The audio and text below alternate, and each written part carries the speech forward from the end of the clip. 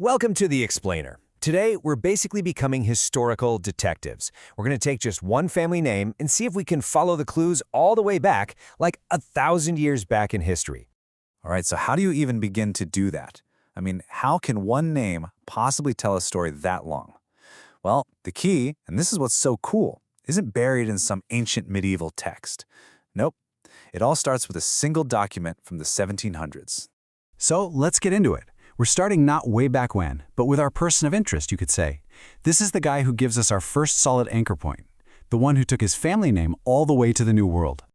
And here he is, John Winrtingham. So he's born in this little village in Yorkshire, England, back in 1751, and then in 1795, he makes the big move to New York. But look at that last detail.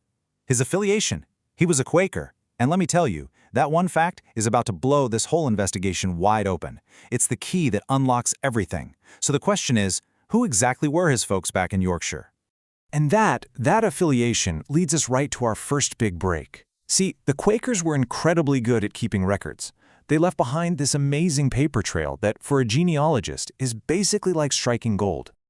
Just look at this. This is a perfect example of what I'm talking about. It's from his marriage certificate in 1773. I mean, the detail here is just incredible. It doesn't just say, John got married. No, it gives us his town, what he did for a living, he was a weaver, and boom, there they are, his parents, Robert and Mary Winrtingham. It even notes that his mom, Mary, was already deceased. This is the kind of clue that makes a detective's day, for sure. So you might be wondering, why were they so good at this? Well, it all goes back to something called the Quaker Monthly Meeting. Think of it as the administrative and spiritual center for the local community. And for them, keeping detailed records of births, marriages, deaths, it was just part of how they operated. For us, it means we get clues that you just don't find in typical church records from that time. It really is a goldmine. And check this out. Here's another Quaker record, this time his birth record. And what do you know? It perfectly backs up the marriage certificate. Same names, same dates, same places. It all just clicks into place. So just like that, we've got our first confirmed jump back in time to the previous generation, Robert and Mary. Okay, so now that we've positively ID'd the parents, Robert and Mary, we can start to really build a picture of their life, you know? Zoom in on their little corner of England. And what's really interesting is that we see a family trade emerging. John was a weaver, right? Well, guess what his dad, Robert, did for a living? Yep, he was a weaver too. This tells us it was likely a skill passed down from father to son, a real cottage industry. It connects the family not just to a place, but to a craft that was their whole world. And by digging through even more records, both Quaker and local parish stuff, we can actually start to build out the whole family. It looks like Robert and Mary had at least 4 kids. There's Mary, our guy John and his sister Sarah, and a little brother named Robert. All of a sudden, these aren't just names anymore. You can picture them as a real family, living their lives right there on the coast. Okay, so let's take stock. Using these amazing records, we've built a solid, verified line all the way back to the 1720s. That's pretty great. But what happens when that paper trail starts to fade? You know, when we get to a time before these super detailed records existed. Well, this is where the detective work gets really fun. This is the part where we have to change tactics. We're moving away from rock-solid proof and into the realm of, well, let's call it educated guesswork. We start piecing together clues from different kinds of sources, land records, old family trees of the local gentry, just scattered mentions of the name. And this timeline gives you an idea of what that might look like. It's a possible lineage, but it's not verified.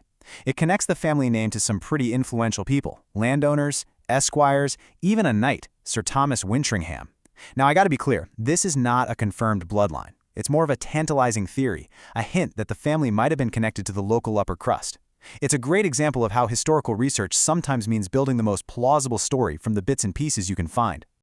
All right, for our grand finale, we're taking one last giant leap back. But this time, we're not looking for a person. We're looking for the origin of the name itself. Like, where did Winrtingham even come from in the first place? So, check this out. This is one of the oldest spellings ever recorded.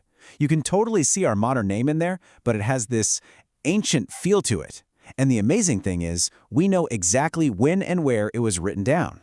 The year was 1086, and it was recorded in maybe the most famous document in all of English history, the Domesday Book.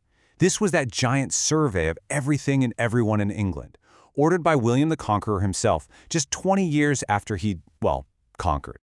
So what does it actually mean? Well, the name itself is basically a map pin. It's pure Old English. You can break it down. Wintra was probably the name of a local Anglo-Saxon chieftain. Ings means the people of, and Ham means homestead or village. So you put it all together, and Winrtingham literally means the village of Wintra's people. How cool is that? The name is like a little time capsule, preserving the story of this ancient settlement. And what's fascinating is how the spelling shifted depending on where you were. You can see that because the name is tied to the land, it evolved a bit differently. So you get Winrtingham in Yorkshire, but just across the river in Lincolnshire, it becomes Winrtingham. And that's a really important takeaway, you know? Surnames weren't set in stone for a long, long time, and these little spelling quirks can be huge clues about where a family came from. So when you think about it, the story of the Winterghams is pretty amazing. It shows how one name can be this thread that connects a family across centuries and even across oceans. From a humble weaver's cottage in the 1700s, maybe back to knights and nobles, and then all the way back to an Anglo-Saxon village name written down in the Doomsday Book. It really makes you think, doesn't it? What kind of stories are hidden inside your family's name? Thanks so much for joining me for this explainer.